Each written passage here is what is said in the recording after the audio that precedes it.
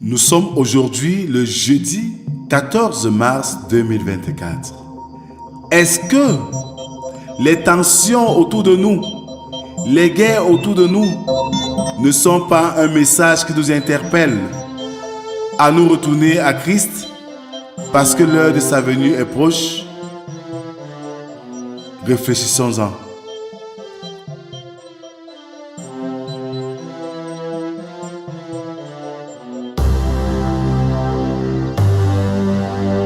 Bien-aimés dans le Seigneur, bonjour. Nous sommes réunis ce matin, comme chaque lundi à vendredi, dans le cadre de la méditation quotidienne.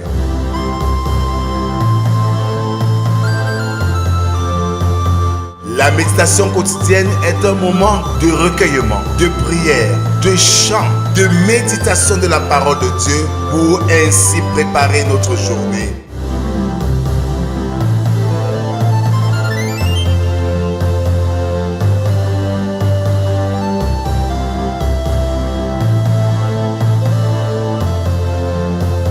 Pour vous servir, le pasteur Rodrigue Gage de l'Église évangélique du Cameroun.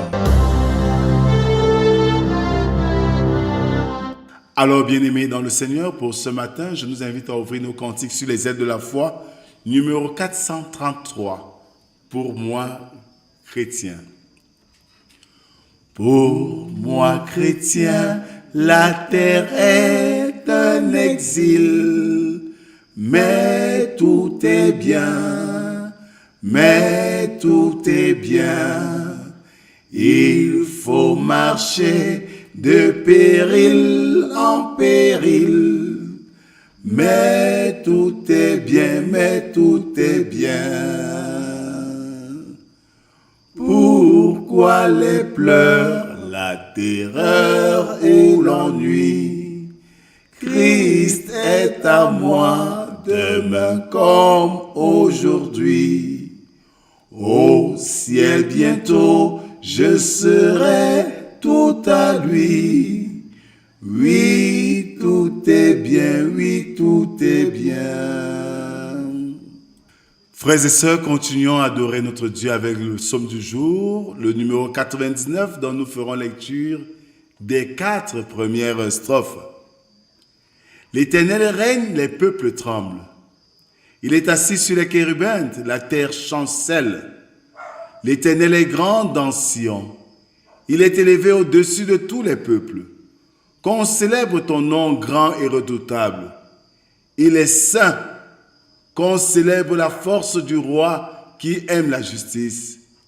Tu as affermi la droiture. Tu exerces en Jacob la justice et l'équité. Amen. Merci Seigneur pour ce réveil matinal.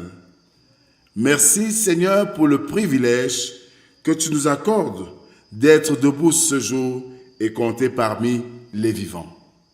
Voici venu pour nous le moment de nous approcher de toi, d'écouter ta parole, de la méditer et de nous laisser transformer par elle. Viens Seigneur, parle, nous t'écoutons. Amen.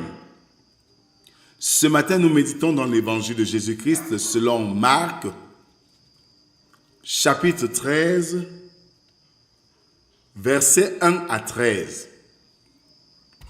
Là, il est écrit: Lorsque Jésus sortit du temple, un de ses disciples lui dit: Maître, regarde quelques pierres et quelle construction. Jésus lui répondit: Vois-tu ces grandes constructions? Il ne restera pas pierre sur pierre qui ne soit renversée. Il s'assit sur la montagne des Oliviers, en face du temple, et Pierre, Jacques, Jean et André lui firent en particulier cette question. Dis-nous quand cela arrivera-t-il? Et à quel signe connaîtra-t-on que toutes ces choses vont s'accomplir? Jésus se mit alors à leur dire: Prenez garde que personne ne vous séduise. Car plusieurs viendront sous mon nom, disant c'est moi, et ils séduiront beaucoup de gens. Quand vous entendrez parler de guerre et de bruit de guerre, ne soyez pas troublés, car il faut que ces choses arrivent. Mais ce ne sera pas encore la fin. Une nation s'élèvera contre une nation, et un royaume contre un royaume. Il y aura des tremblements de terre en divers lieux. Il y aura des famines. Ce ne sera que le commencement des douleurs. Prenez garde à vous-même. On vous livrera aux tribunaux et vous serez battus de verges dans les synagogues. Vous comparaîtrez devant les gouverneurs et devant les rois à cause de moi pour leur servir de témoignage. Il faut premièrement que la bonne nouvelle soit prêchée à toutes les nations. Quand on vous amènera pour vous livrer, ne vous inquiétez pas d'avance de ce que vous aurez à dire, mais dites ce qui vous sera donné à l'heure même, car ce n'est pas vous qui parlerez, mais l'Esprit Saint. Le frère livrera son frère à la mort, et le père son enfant. Les enfants se soulèveront contre leurs parents et les feront mourir. Vous serez haïs de tous à cause de mon nom. Mais celui qui persévérera jusqu'à la fin sera sauvé. Bien-aimés dans le Seigneur, voilà, nous venons d'écouter cette portion de texte de l'Évangile qui nous est donnée ce matin comme support de réflexion. En fait, la destruction du temple est annoncée dans les 4 premiers versets. Et c'est une déclaration prophétique de Jésus qui mourra et sera ressuscité. Mais un peu plus loin, Jésus voudrait faire comprendre les siens la place d'or qu'il a et les signes qui montrent que les temps sont apocalyptiques vers la fin. Et au regard de cette description, puisque les disciples ont demandé les signes qui montreront que le temps est proche, au regard des descriptions, nous sommes tous convaincus que les moments de douleur sont déjà en cours de téléchargement. Les nations qui se montent contre d'autres nations, des royaumes contre d'autres, et des personnes qui se proclament du Seigneur et qui font même des miracles. Ces attitudes qui tentent à distraire et à détourner beaucoup d'enfants de Dieu font partie des signes que le Seigneur nous a donnés ce matin. Mais comme prescription, il dit, ne soyez pas troublés, ne nous détournons pas face à ces réalités. Restons persévérants parce qu'il y aura encore beaucoup d'étapes avant la fin. Les hommes ont plusieurs fois cité et signalé une éventuelle fin du monde. Mais jamais la fin du monde n'est arrivée parce que les étapes qui vont arriver, qui vont chuter à cela, sont encore en cours. Il n'est pas question pour nous de savoir quand est-ce que cela arrivera, mais il est important pour nous de soigner notre manière de vivre notre foi, à telle enseigne que lorsque cela arrivera, que nous ne serons point gênés. Celui qui cherche à savoir le jour voudrait attendre le jour J pour s'apprêter. Or, le Seigneur voudrait que nous soyons prêts à tout moment, en tout temps, en tout lieu, car nul ne sait ni le jour, ni l'heure. Que le Seigneur bénisse en nous l'écoute de sa parole et qu'il nous aide à la mettre en pratique. Amen.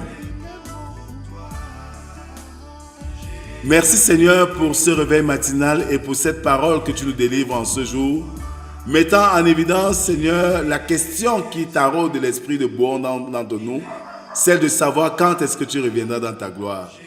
Mais tu nous dis ce matin qu'il n'en est pas question de scruter le ciel pour savoir. Les signes qu'il annonce sont là, mais ne nous y contentons pas. Contentons-nous de notre manière de vivre avec toi pour que nous ne soyons pas surpris au moment venu.